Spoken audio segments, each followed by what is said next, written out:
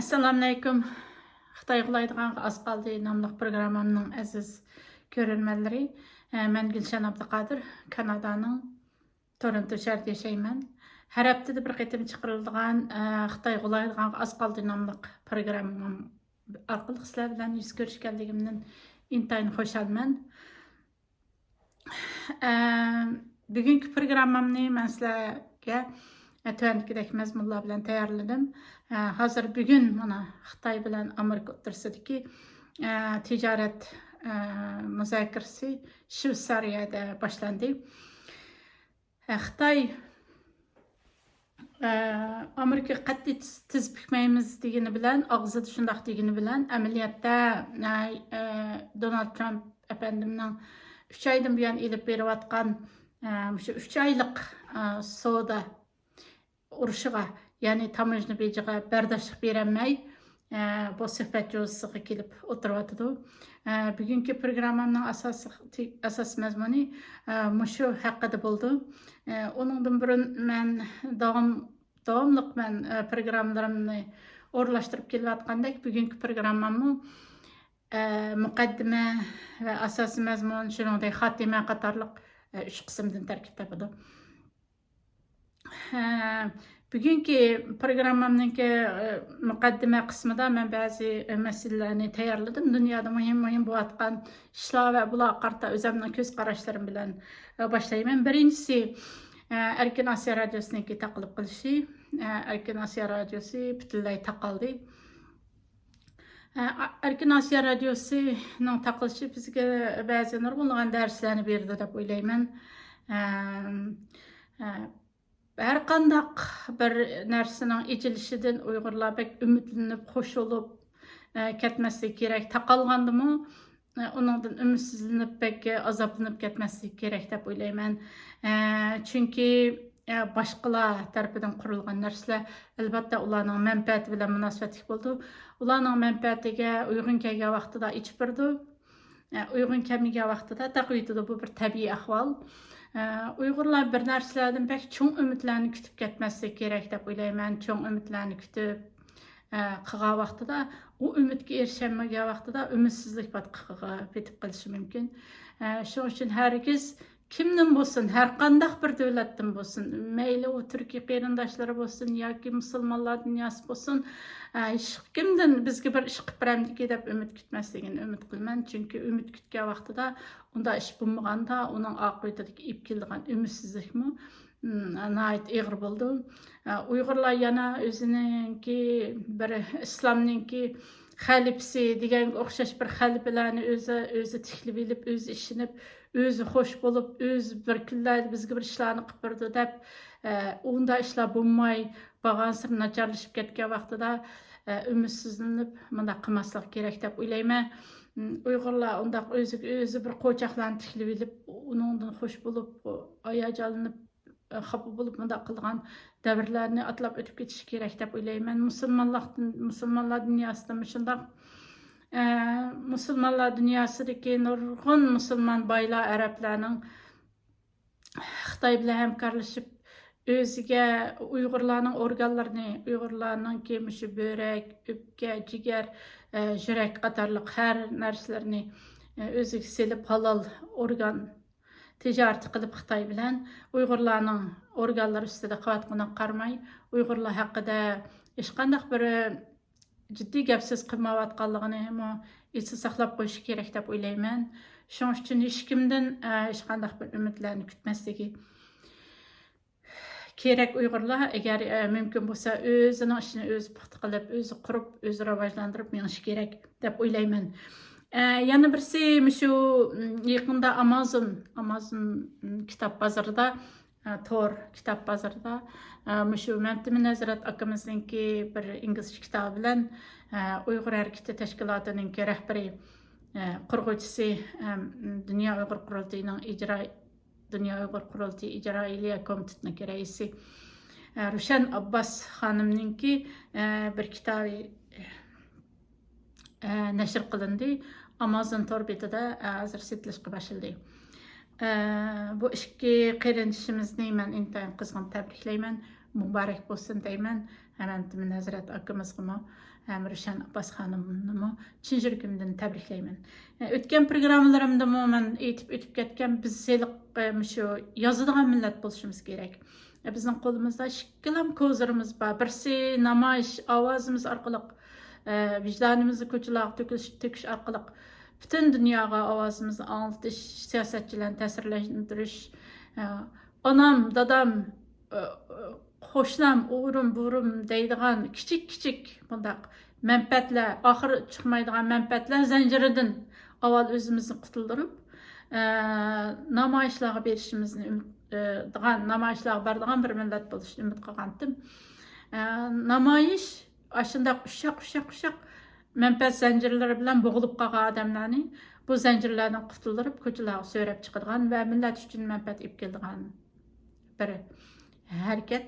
Yana birisi yozadigan millat bo'lishimiz kerak. Hozirgi bizning başımızga kelgan kulfatlarimizni, ichinishlik sarguzashtlarimizni qancha yillab ota-onalarimiz bilan ko'rishmagan, shundoq butun dunyoninki o'tishma yo'lida, cho'ng yo'lida, chiroqlar bor yo'lida butun odamlarga yeshil chiroq yiqiliq bo'lsa, bizga mangu o'zgarmaydigan qizil chiroqning yiqilib qolganligini biz xotir qilib chin yuragimizdan yozishimiz kerak. Biz chunki boshqa millatlar yozgan qaraganda o'zimizning yozgani texmi chin va texmi cho'nqur va texmi ta'sirli bo'ldi deb o'ylayman. Albatta birlarining hikoyasini boshqalar yozgandan o'z yozsa bek ta'sirli bo'ldi deyman. Shuning uchun biz kitoblarimiz orqali, yozmalarimiz orqali dunyolarni qirg'inchilikning hikoyalari bilan to'shtirib o'tishimiz kerak deb o'ylayman.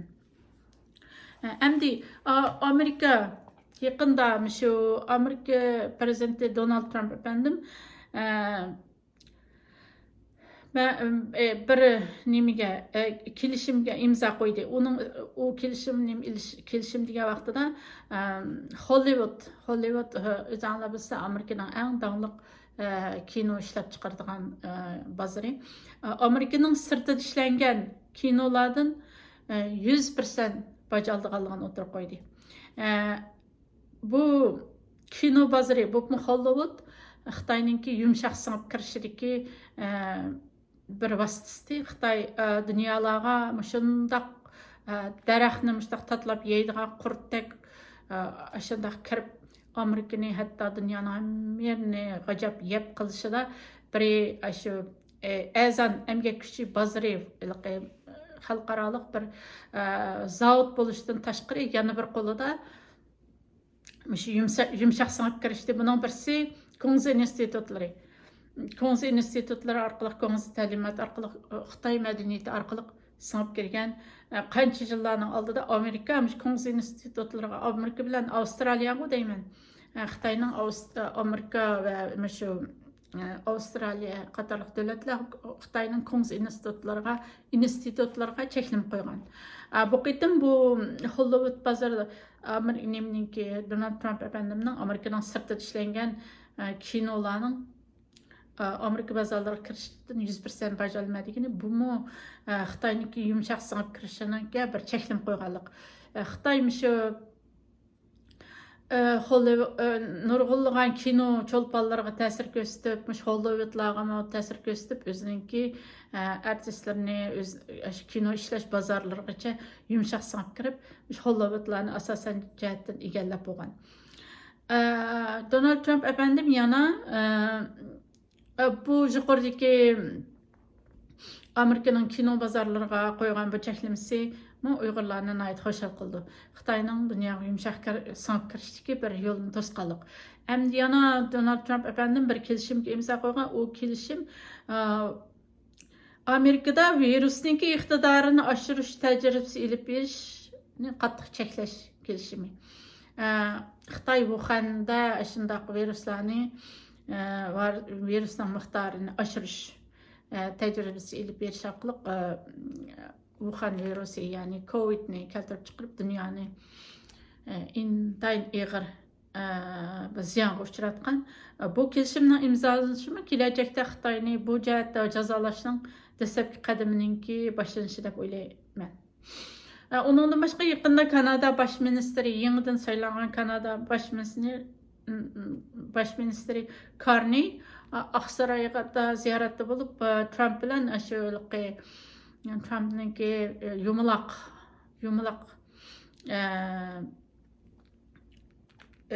yumulaq işxanası da ziyaretdə oldu. Muxbirlar özənglər bilsə yumulaq işxana xel danlıq getdi. Donald Trump bilan Zelenskiyning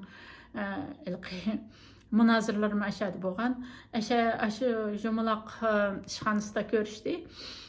Bu da qitimqi görüşlər nəhayət yaxşı. Kanada bilan hərgiz Amerika düşmən bo'lib qolmaydi.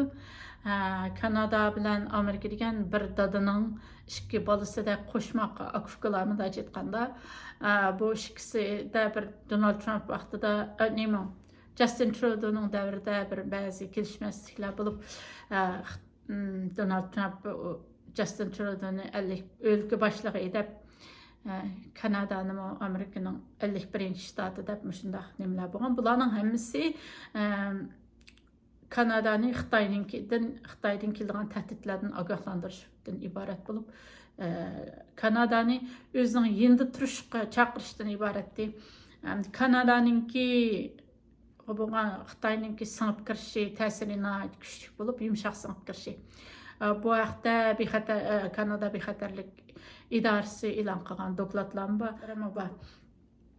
Shuning uchun buning hammasi Amerikaninki qo'saq ko'pigi deb qo'yamiz Kanadaga.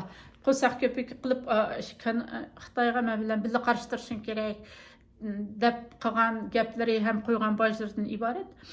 Keyingi programmamning keyingi qismlaridan yana Kanadaning dushman emasligi haqida to'xtalman. Kanada bilan Amerika dushman emas. Bu munosabat bilan yana shu Donald Trump efendim hammadan dushman bo'lib ketdi, qanday qiladi degan bir andishlar bo'lgan Uyg'urlardimi? Ammo hozir Kanada bilan shuna yaxshimi, ammo Carney efendi bilan shuna yaxshi ko'rishdi. Muxbirlarning so'ragan Kanada 51 viloyat bo'lamdi, undaq degan savollarga yumoristik javob berdi. Donald Trump efendim yani tango tansı bağı şu tangonun ikki adam birga o'ynaydi, bir adam o'ynag'olmaydi deb Carney efendim Donald Trumpga shunday gaplarni qildi. Mishdaqqa siz uy mulk savdosi bilan shug'ullangan uy mulk tijoratida cho'qim bir adam birsini bir yani setishga chiqqan vaqtida u yani setib olgan bo'ldi. Setishga chiqqan ahvolda setib olganmaydi degandek, ammo burunqi gapsiz tonlari, mundaq gap qilish usullari shunday yumshoq, nayt yaxshi chiroyli bir suhbat bo'ldi. Mencha Kanada bilan Amerika hargiz dushman bo'lib qolmaydi. Endi Donald Trump davomli 200 milyard dollar biz Kanadaninki bexatarlik uchun to'layapmiz. Bizningki savdo jihatda ba'zi yo'chiqlarimiz bor, yo'chiq paydo bo'lib qoladi, bo'shliq paydo bo'lib qoladi deyotgan bo'lsa-mu, ammo reallikda endi Kanada bilan Amerika o'rtasida shu energiyani hisob qilmaganda, energiya jihatdagi ishlarni hisob qilmaganda qolgan jihatdan aktiv, pozitiv, ijobiy oldi ketyapti deb o'ylayman. Xitoy Amerikaning birdan bir dushmani Xitoy. Kanadaga endi ogohlantirish beryapti deb o'ylayman. Yana bilganinglardek Pokiston, Hindiston vaziyati nihoyatda jiddiy holatga kirdi. Bizning Kashmir shpirchak rayon bo'lib qoldi. 1962-yilmi Hindiston Xitoy urushi bo'lgan, o'sha Kashmir masalasi sababdan shu chaqda Hindiston Xitoy urushiga qatnashgan nurg'unlagan Uyg'urlar qatnashgan Uyg'ur jangchilarim bo'lgan. Pokiston o'zinglar bizda Xitoyninki oq o'ylisi hozir. Xitoy asosan putlarni kirgizib, iyaga ching mustahkam putrab turib dastlab bo'ldi. Xitoy Pokiston demak Xitoy demak bo'ldi. O'tgan men bu vaqtda Xitoy Pokiston iqtisodiy koridori haqida nihoyatda jiq to'xtalgandim. Uyg'urlarning jirkini kesib o'tadigan iqtisodiy Xitoy Pokiston iqtisodiy koridori haqida. Hozir endi Pokiston, Xitoy, Hindiston uch taraflik bir yerda nihoyatda jiddiy vaziyatlar kundan kunga og'irlashib ketyapti. Bu yerda ko'rinayotgani shu. Ko'rinayotgani şunun yuziga chiqqani shu Pokiston, Hindiston, Xitoydan iborat 3 burchak bir narsa ko'rinayotdi dunyoning yuziga. Ammo ko'rinmagan bir narsa bor bu yerda. Ko'rinmagan narsa nima? Uyg'urlar. Bu yerdagi shu 3 burchak rayonning haqliq egalari bo'lgan Uyg'urlar. Bu yerdagi rayonlarni Xitoyninki territoriyasi ichida deb qarayotdi, lekin bu yerda Uyg'ur degan bir millatning mustaqil bo'lganliklari haqida jiq gapsiz bo'lmadi matbuotlarda. Ammo bu aman suv yuziga chiqadi deb o'ylayman. Uyg'urlar masalasi o'tirg'i chiqadi deb o'ylayman. Ben yanıma ilgiligen aldığına yaxşı özgürlükler buldu dep o'ylayman. O'tgan qitim programmalarımda chiq etib o'tib ketgandek, hamon bir kuni bu Xitoy-Pokiston iqtisodiy koridori Uyg'ur-Pokiston iqtisodiy koridoriga aylandi. Biz bu yerlardan Xitoydan hatta Xitoyninki o'tgan avtomobillardan yuk avtomobillaridan bajaldigan kunlar keldi. İnşallah. Onundan başqa şu Suriye'ninki yeni prezidenti Julani. Bu yana bir ismi Sharam deb qo'ygan qo'y. Fransiyani ziyorat qildi. Aqlingiz hayron qoldi. Bundan 3 yillar ilgari, hatto shu 2 yil ilgarigi ahvollarda bu Shara Fransiyani ziyorat qildi desa, hech kimning aqli kelmaydi. Julani ham Shara şu Fransiyani ziyorat qilib, burun Fransiyaning Suriye qo'ygan iqtisodiy embargolarni amaldan qoldirish haqida Fransiya Washington bilan suhbatlar o'tkazdi. Hayron qolarliq. Bu yerda Shara haqida gap bo'lgan vaqtida Sharaninki kim ekanligini ozroq nima qilib qo'yishga to'g'ri keldi. Shara o'z vaqtida Amerika tarafidan 10 milyon dolar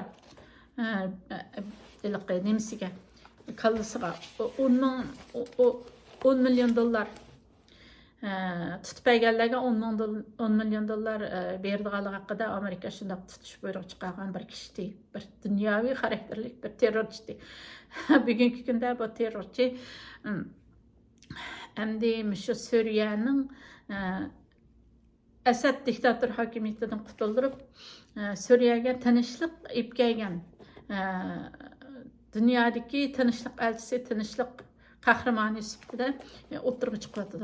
Bu masala bizga shu terror iborasininki nayt o'zgarishchan ekanligini, buningga Xitoyning bizning shu yerlarda yashayotgan Suriye, Afg'oniston, ondan keyin shu atroflarda peyqirab jirayotgan Xitoyga qarshi inqilob fursatlari yo'llar izlab jirayotgan hayotini shu inqilobiy kurashlarga, qurolli kurashlarga beg'ishlagan nurg'ulg'an qahramon jangchilarimiz bor.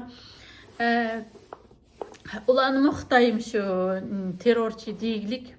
Endi qo'limda mana Uyg'urlarga qarshi kurash degan kitob turibdi. Bu kitobningki avtori Uyg'ur tadqiqotchisi Shan Robertsga ait. Shan Robertsning kitobi Uyg'urlarga qarshi kurash. Buni Uyg'ur Project Fondi 2023-yili tarjim qilib taqatdi. Bu kitobni shu Avstraliyadagi Parizat G'ayrat xonim go'zal chiroyli ovozlari bilan ovozliq asar qilib YouTube'larga qo'ydi.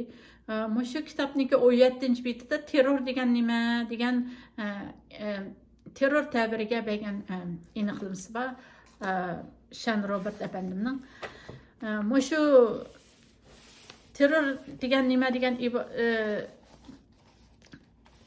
terror degan nima degan savolga bergan javobini men sizlarga bir abzas kirish qismini o'qib berishni muvaffaq ko'rdim.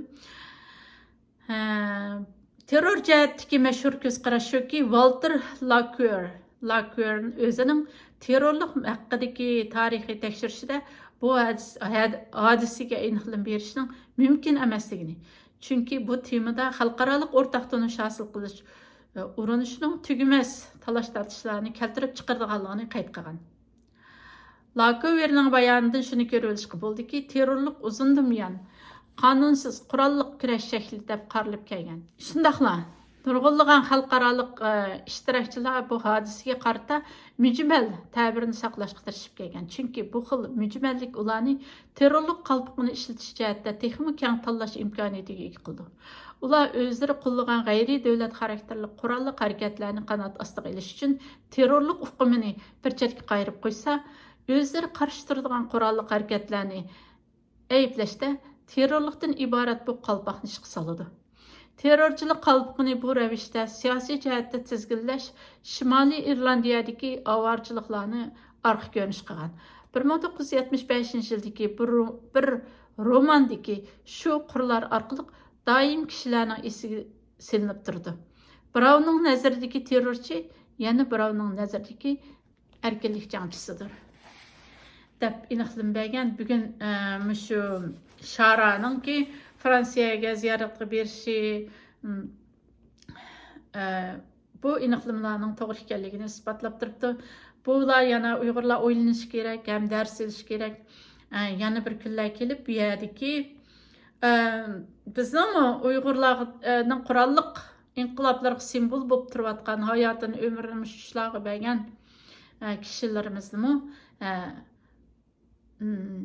dünyadaki ilgari dünyadaki kuchlar, cho'ng kuchlar izlab kelib, ularni bir kunning ichida radga silishi, ularni dunyo sahnalariga ko'tarib chiqishi mumkin deb o'ylayman. Ularning bizdan farqlanadigan eng cho'ng yuksak farqi ularning qurolga erishganligi ham qurol tutishni bilganligidan iborat. Shuning uchun bu yerdagi bizmi tang ilqindak vay terrorchi, undaqchi, mundaqchi deyishmagan bu kuchlarni bir kunlar kelganda bu qurolli kuchlarimizni bir kunlar kelganda dunyoviy xalqaro kuchlar mushu Sharaga o'xshash qadrlab bir davlatlar ministri qilib har Yevropadagi davlatlarga ziyoratlarga ib borgan vaqtida biz xijolat bo'lib qolmaslik uchun ular qarta ishlatadigan kalimalarimizga diqqat qilishimiz kerak deb o'ylayman. Mushu Sharaning, ya'ni Julanining hayot hikoyasi birda harbiy form bilan, birda salla bilan, birda kostyumburligi bilan yurishni bildigan,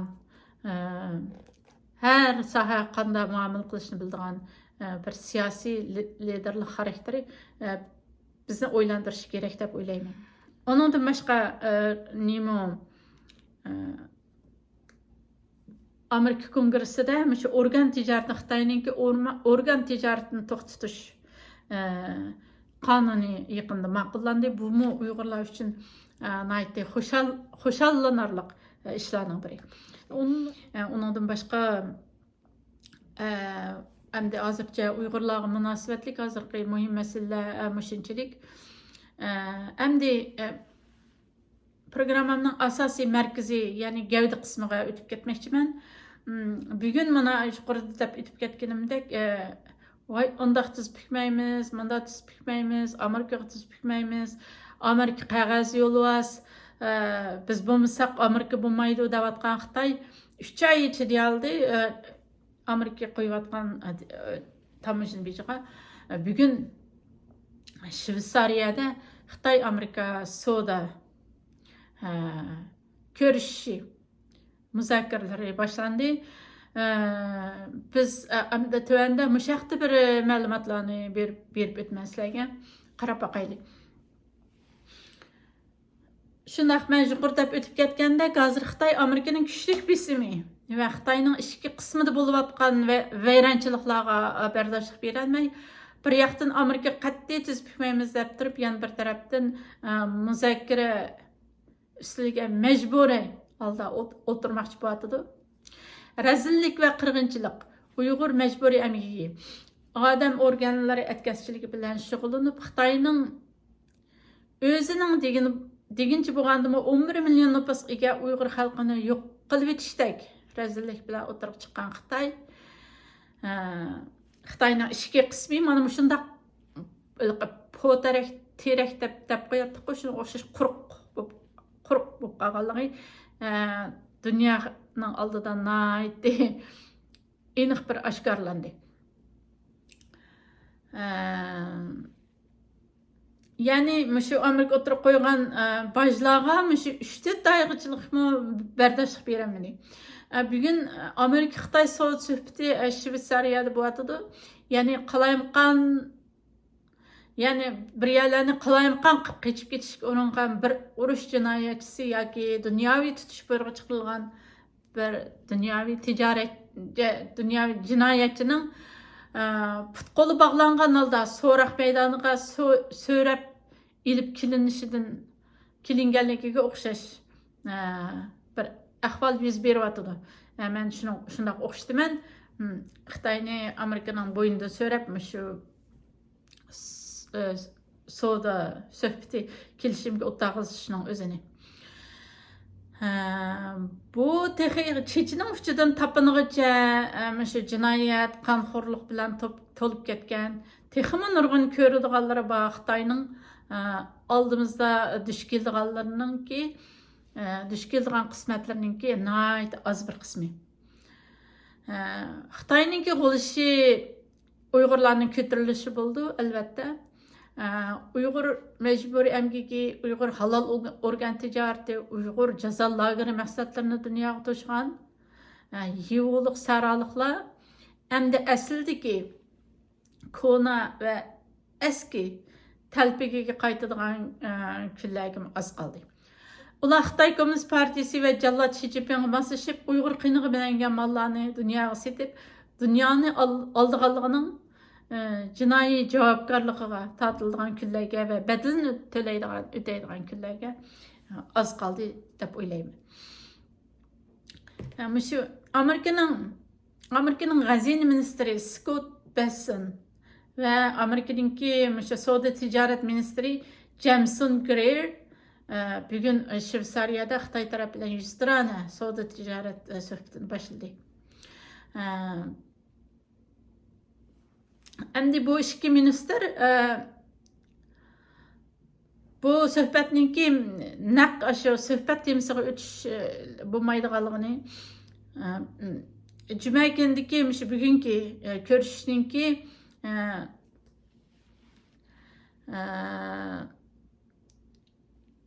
şu bir cho'ng bir tijorat kelishimlarini tuzishdan burun bir xil vaziyatni o'ngshash, undaq jiddiyliklarni pasaytish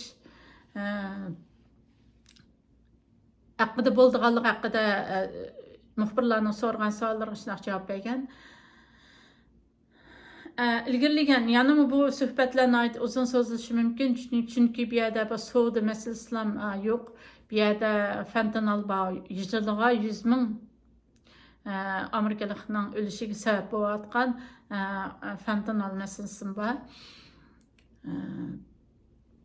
Endi Amerikadagi şu televiziya programmalarida munoziralarda shular bo'tadi. Peter Navarro bu ko'rishimlar, bu suhbatlarga, Xitoy bilan bo'lgan suhbatlarga qatilmaydi ekan bu qitim. Endi Peter Navarro, 75 yoshlik Peter Navarro haqiqatan Amerikadagi kuchlik bir odam, kuchlik bir iqtisodshunos. O Trumpninki birinchi nomorliq oqtirib maslahat berguvchi kuchlik bir maslahatchisi iqtisodiy jihatda. Bu Peter Navarro qo'shilmay bugungi suhbatga qatnashmaydi ekan. Buni Amerikaning matbuotlari nima buningki dastlabdiki bir mudaqqiqi jiddiyliklarni pasaytiradigan bir suhbat bo'lganligini, shuning uchun Peter Narovning bu qitim suhbatlarga qatnashmaydiganligi, nəhayət yuqori pallaga chiqqanda Xitoy Trumpninki qarshi tarafni dushmanlarni indan qo'qitadigan vaqtida Peter Narovni o'tirg'i chiqardiganligini munozir qilyotdi. Ama yana fikirlagan holda Xitoyninki shu savdo kelishimiga kelishi tiz pikmayman, Amerikaga tiz pikmayman deb turib, yana shu tiz pikib nimaga kelishi, yana qanday shumliqlardan, qanday aldamchiliklardan derak berdi. Amerikani yana aldab ketamdi degan bu andishimi hammamizning qalbimizda bor. Xitoy bilan Amerika ko'p qitim kelishimlar tuzgan, ammo hech qaysisiga Amerika taraf erishamagan. Şuna bu qitim Amerika taraf amburni sal çağıraq sıqıdı Xitay qarta sıqıp axırda Xitayning abjig'ini chiqarib yetdi deb o'ylayman. Chunki Amerika xalqimi, Amerika siyosatchilarimi, Amerika iqtisodshunaslarimi hammasini uyg'ondi deb o'ylayman. Hamda burun shu amerikalik boylar Amerikadagi nemadagi Xitoydagi shu azal emgak kuchi afzalligidan foydalanib masalan Gucci undaq bundaq Chanel degandek sumkalarni azroqlan bir $100 bilan bitirib başqa g'arb ellariga Yevropalarga akab uning markasi yüzüden markası sebebinden shu qancha ming dollarga setib o'zidan boy bo'lib o'zining davlatininki taqdiri bilan hisoblashmaydigan bexud holatga kelib qolibdi ekan. Hozir endi hammasi uyg'ondi deb qarayman. Shuning uchun Xitoyninki dunyoning Amerikani unda aldab ketishiga bu qitim yo'l qo'ymaydi deb o'ylayman. Yuqorida men o'tib ketgandek hozir endi Angliya bilan munoit yaxshi tijorat kelishimlari imzolayotdi. Angliya bilan munosabati yaxshi. Amerikaning Kanadaning shundoq Kanada bilan hargiz dushman bo'lmaydi Amerika. Qanday bo'lmasin bular shu o'xshash ingliz tilida so'zlashadigan o'xshash dinga ega bir millatlar. Undaq bo'lgandan keyin aldirab bu Xitoyga qarshi urushda bir-birsiga qarama-qarshi bo'lib qolmaydi deb o'ylayman. Amerikaning birdan-bir dushmani hamma ishlarni yig'ishtirib, hammasi bilan bo'lgan masalalarni tugitib, oxirida Xitoyga o'rtaq qarshi turadigan bir muntazam front tashkil qildi deb o'ylayman.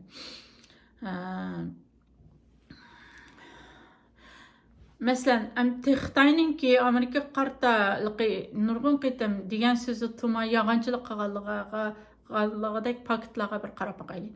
2019-yilda Argentinaning poytaxti Buenos Airesdagi taraqqiygan sanoatlashgan davlatlar sanoatlashgan 20 davlat uchrashishida G20, G20 deb qo'ydi. Buni shu chog'da Trump Xi Jinpingga agar sen shu fentanyl tijoratini to'xtata olamsan, fentanyl tijoratini yopganlarni tutib, fentanyl tijorat qilganlarni tutib, shu ular o'lim jazosi bera olamsan degan vaqtida Xi Jinping albatta shundoq o'lim jazosi bera olmayman, tijoratnimi bu fentanyl tijoratini to'xtata olmayman deb va'da bergan.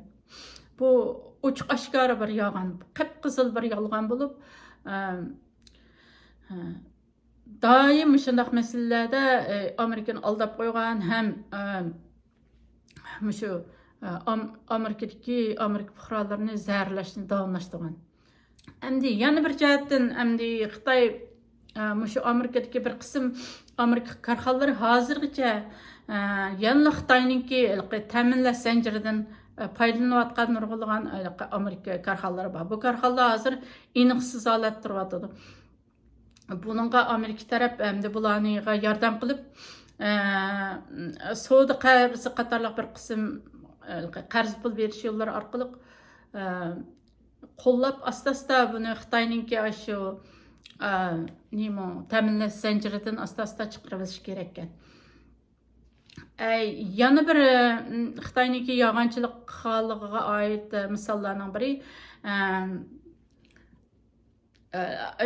Apple Alma şirketininki iPhone aqlli telefonlari aslida Çin Xitoyda ishlab chiqarilishi haqida to'xtamlar tuzilgan ekan, ammo bu to'xtamlar Xitoy tarafidan toza inovatga ega qilinganligi uchun hozir bu aqlli telefonlarni Amerika shu Hindistonda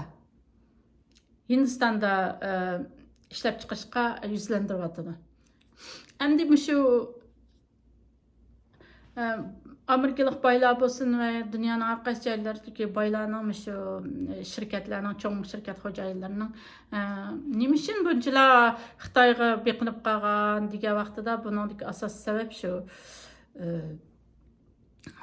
Çin buningki asosiy sababi Əzən əmgək küçü boğalığı. Ondan başqa Uyğurlarning məcburi əmgək, Uyğurlarning cəzalarlardakı, türmələrдəki Uyğurlarning məcburi əmgək silish və türmə sirtidagi Uyğurlarning məcburi əmgək silish orqali bekarlıq ishlab chiqargan mallar bo'lishi, shunday qul əmgəyi orqali ishlab chiqilgan narsalarning bo'lishi dan iborat. Әмді, Американыңки Xitayga nurgun qazi var. Şundaqla Xitayning fentanyl bilan məşədə 100 min Amerikalıqni öldürgən cinayetim var. Bir tarafga qarsanız, Amerikaning Xitayga төлəydigan qazi turibdi. Yəni bir tarafda məşə 100 min, jiliq 100 min Amerikalıqni fentanyl bilan zəhərləyən bir ahval turibdi. Onun qoşulub yana məş Covidni Wuhan'dan taralgan, qəsdən taqatqan virus deb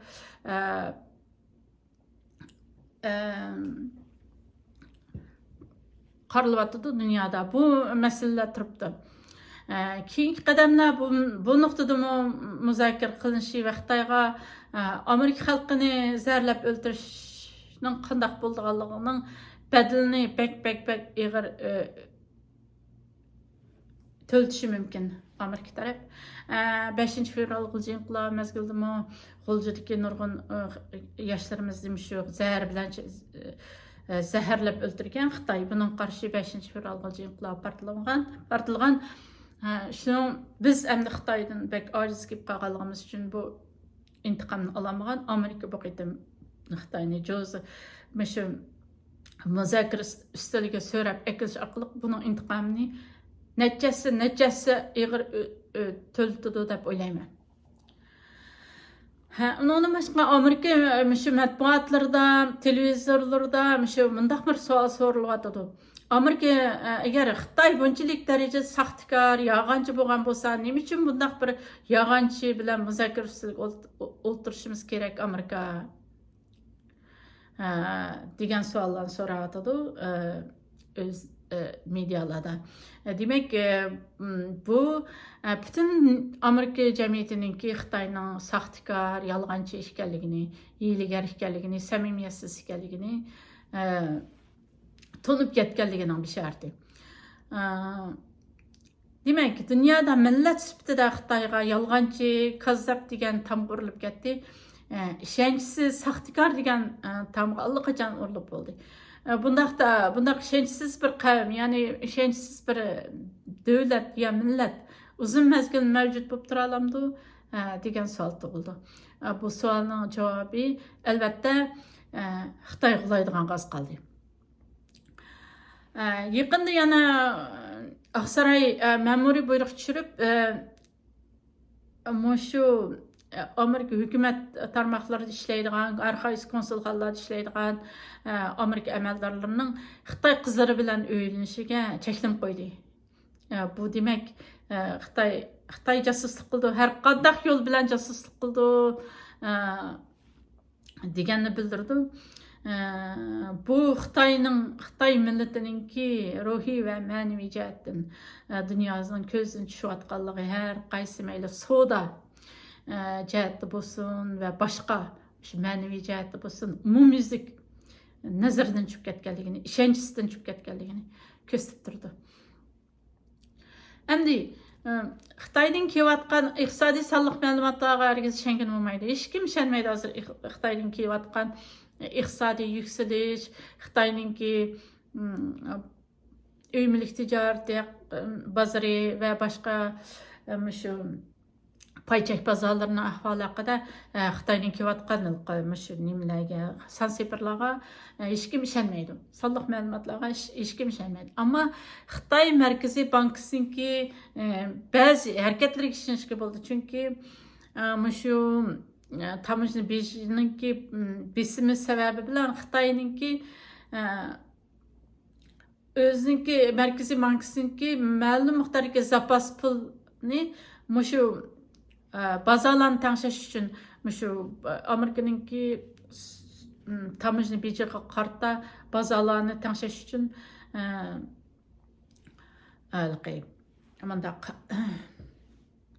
Xitoy bozoriga shu trillion yuandan ortiq shundaq qo'shimcha yordam sifatida bozorga sag'anligini e'lon qilyotdi. Bu Amerikaningki tamojna bejining ishga yarayotganligining belgisi, chunki Xitoy o'zining xazinasidan zapas pullarni chiqarib bozorga sag'anligi Xitoy iqtisodiyotidagi ziyon uchrayotganligining belgisi. Onundan başqa Xitoydagi zavodlar taqilib, zavodlar quruq qilyotdi. Har qaysi shaharlarda namoyishlar, ishsiz qolgan ishchilarning namoyishlari avjiyotdi. Shunda bugungi shu Shveysariyada o'tkazilayotgan Xitoy-Amerika savdo suhbati Xitoyningki Amerikaga tiz bukmaymiz degan Xitoyning tiz bukishdan u yoqqa o'tib Amerikaning oldida o'ymilayotganligidan derak berdi. Shu Tinch okeandan ketayotgan, Amerikaga qarab ketayotgan kemalar darhol to'xtab, oqqa qarab yongan. Onun ustiga iqtisodiy jihatdan og'ir buhron oldida turyotdi. Amerika bilan asos jihatdan tijorat qilish to'xtatildi. Amerikaning Xitoyning iqtisodiyoti jiddiy holatda cho'kishga qarab yuzlanyapti.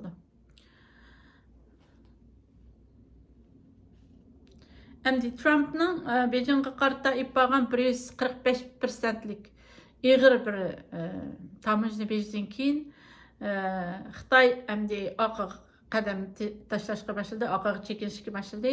Bugungi suhbat jo'zisiga kelishning o'zi shu oqqa chekinganlikdan bishorat. Endi Donald Trump efendim shu tamojna bejini qo'ygandan keyin dunyodagi bütün davlatlar Donald Trump bilan Amerika bilan ko'rishib, dialog qilib, shu bojlarni qanday qilgan vaqtida yaxshi bir taraf qilgan bo'ldi. Mushaqda so'zlashib, ustalga kelib o'tirib, shunday qilyapti. Faqat Xitoylar buni oshida yo'qdi. Xitoymi endi bu jo'ziq kelib o'tadi.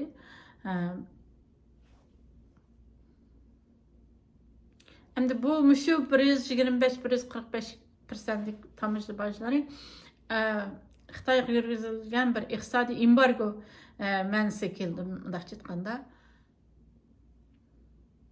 Endi dastlabda Donald Trump efendim shu tamojna bejini qo'ygan vaqtida bu tamojna beji Trumpning bu tamojna beji Xitoyga hech qanday bir ishga yaramaydi deganlar bo'lgandi. Lekin bu haqiqatan ishga yaraydi. Xitoy asrablam qoldi hozir.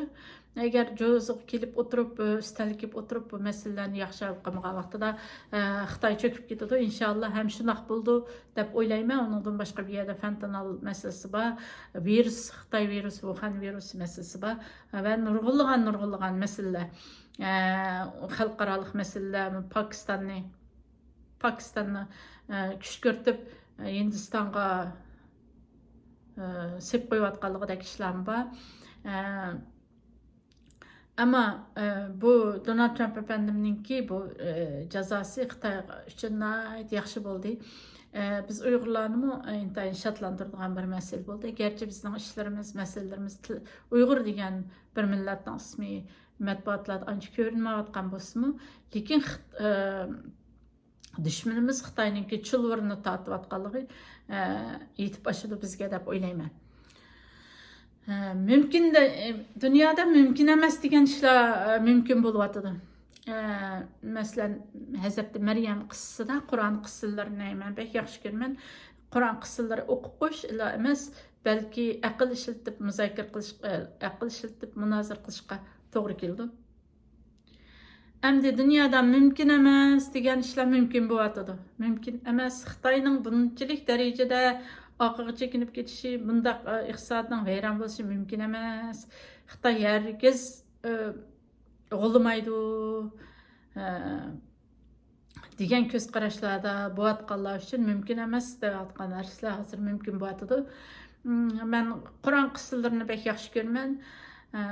Hazreti Meryem qissasi, Qur'on qissalari faqat o'qib qo'yishlam emas, Uyg'urlar uchun tahlil qilishga, tatbiqlashga arziydi deb o'ylayman.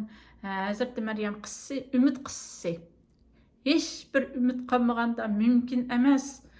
Xitoy g'ulmaydi, Xitoy mushundoq bo'lib ketdi, biz tugashdik degichilarga bir umid beradigan bir qissadan iborat. Endi Hazreti Meryem onamizningki mushu İsa alayhissalomga amildor bo'lib, uni yangigan vaqtlardagi yoshlarning qancha ekanligi mushu islomiy manbalarda va xristian manbalarida aniq o'tirib qo'yilmaydi. Faqatlam 13 yosh bilan 16 yosh o'tirsidagi bir yosh deb qaraldi. Mushu 13 yosh bilan 16 yosh o'tirsidagi 14 yoshlar bo'lishi mumkin. Mushunchalik holatdagi bir kichikgina bir qiz. Onun üstüge şu Hazreti İsa aleyhisselam bu hamildar. Özünün tinidin mi ağır yükleni şundak köteygen halatta hem dadısız tuğulgan bir balını hamilini götürüp şirgen bir ahlaksız ayal dep özünün ki milleti özünün halkı kavmi işinden qoğlap çıkarılgan, ihanet küçürgen, töhmet küçürgen. Bu töhmetnin yüklere koşulup özünün aşk çekkin 14 yaşlık bedenini götüremey. Muşunda kalgan bir Hazreti Meryem anımız nemişkime tuğulgandı ben. Ah Allah, tuğulmagan bolsam ço dep muş ığır detelemden götüremey. İnravat kalktı da Allah bir vasıta hiç kandak peygambersiz bir vasıta Hazreti Meryem anımız bilen temasqa madak söz işik ötüp yanındaki daraxtni langshit deganda langshitqanda yani xomni tashlab berdi Allah. Şu xomini yeyish orqali asli keldi, jallandi, o'z tug'utliq Hazreti İsa alayhissalomni tug'di. Cho'l jazirada hech kim yo'q yanida. Shunda ojiz o'z 14 yoshlik atrofidagi bir kichik qiz. Shu chaqda Allah o Hazreti Meryem onamizga xomni tashlab berdi. Shu daraxtni langshitlab bevosita nimaga o'tadi? Tamasqa so'z tushib o'tadi. Ayollarni tunji ayollarning ichida o'tir payg'ambarsiz undaq nimaga so'z tushib o'tgan birdan bir ayol Meryem onamiz va boshqa Hazreti analarımız mı var? Demek bu Meryem kıssası mı şu ümit kıssası? Demek Uygurlar şu ümit kıssasından ümitlerini iliş gerek. Bana Xitay Uygurlar o kandak mı kılamız? Biz yana 4-5 yıl Xitay'la müşündaq yaşasak ne bulup gidemiz? Ya ata-analarımız görüşemezsek, ya türmedeki qeyrindaşlarımız görüşemezsek, izdireksiz yo'qolib ketgan adamlarımız kürmün deb ingravatqa vaqtida Tinch okeandagi ketayotgan dahshatli tezlik bilan ketayotgan Xitoyning kemilari to'xta degan bir buyruq bilan to'xtab, ig'ir kelgan bajlar bilan xonavayron bo'lib ketish oldida oqillarga yenib ketyapti. Shuning uchun Uyg'urlar har vaqt umidini uzmaslik kerak. Allah'ning men tugashdim degan vaqtida bir umid nurlarini pildirib berganligidan iborat Hazreti Meryem qissalariga cho'nqir ishonishi va davomli o'zini ijobiy jihatdan tarbiyalashda qo'llanishi kerak deb o'ylayman. Umidninki diniy ta'biri iymon, agar umidsizlik iymondan chiqib ketish bo'ladi. Yanıma bir bizga xush xabar bo'ladigan nimalarga misollar qaraydigan bo'lsak,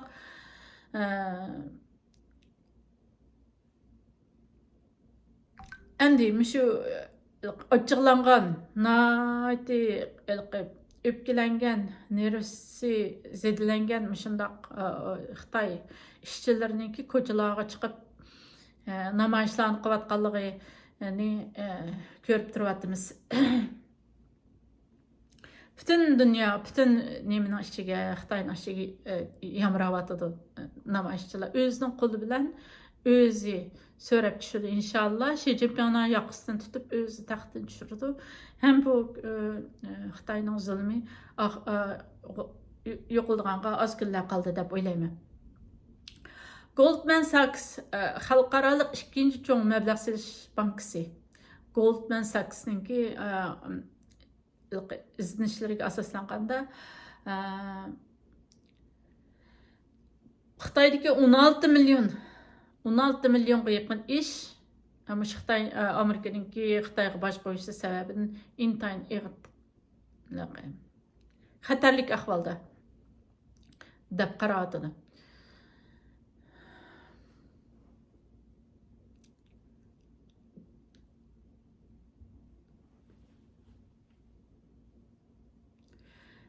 Endi oxirgi bir jumlam shu Xitoy o'zining bozorlarini jonlantirish uchun 1 trillion yuan, ya'ni 140 milliard dollarga yaqin mablag' ajratgan o'zining xazinasidan. Agar bundaq o'zining xazinasidan pul ajratib bozorlarni jonlantirish, iqtisodni jonlantirish uchun